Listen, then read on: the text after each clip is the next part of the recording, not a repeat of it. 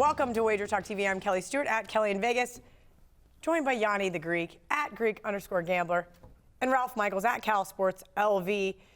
Today, we're talking Kansas State, Oklahoma. K-State, a pretty sizable underdog at home. And this video is brought to you by GoPowerCat.com. Shout out to Tim and Riley and all my friends back there. VR, I'll start with you. This is a lot of points. I kind of talked about this on the podcast this morning with Tim when we talked about this game.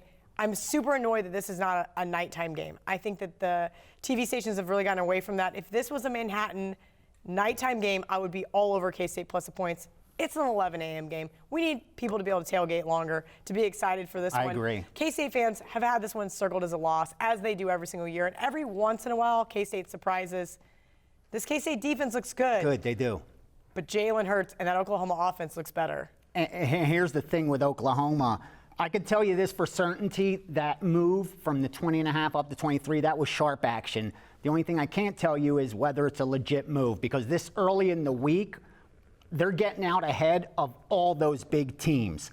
And a lot of times what happens Saturday is we end up buying back the other team. And it's not a move where they're setting it up. It's simply a case of being able to middle based on the fact these powerhouses are going to get public money too. So if we lay minus 20.5 and 21 and books adjust to 23, now when public bettors come in, if they lay the 23 and 24 and it gets up to that 26 range, we come back Saturday and bet the other team and work a middle. I'm not saying this game in particular, but just throughout the season, you see that a lot. And like we were talking before we went on air, and this week I said, look, all the games we bet so far all look like top-ranked teams that were getting out ahead of the market. I can't even conclude if it's legit. Ohio State, Oklahoma, LSU. All those teams, exactly. The three most popular offensive teams in the country. And the totals dropped. I mean, that looks sharp to me.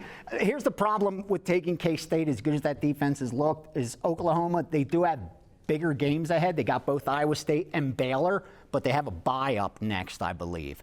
So they have that week off. Otherwise, I'd be like, they may. Yeah, I mean, you're not going to overlook Kansas State at home, obviously, but that may have been something to look at, but I'm afraid to get in front of Oklahoma. I like the under here. That makes sense. At least that's where I'm leaning, which sometimes betting the under means bet the underdog as well, not always. This is a K-State team that has showed some promise offensively, but I don't see that being an offensive game. Ralph Michaels, you got a whole list of stats over there. Tell me what you got. They're playing better than I thought. This is a K-State team that at the start of the year had 60 freshmen on the roster. That's true and redshirt freshmen. That was number 8 in the country. Yeah, and their win total is like 5.5. Right? You are taking a very, very young team. You know, Kleiman as the head coach takes over. There is no FBS coach with a better win percentage. He is 76-15. Yes, North Dakota State, and yes, Lewis Collier, a D3 team for a year, but you have a winning mentality. You have assistant coaches that have been with you. You set that winning mentality.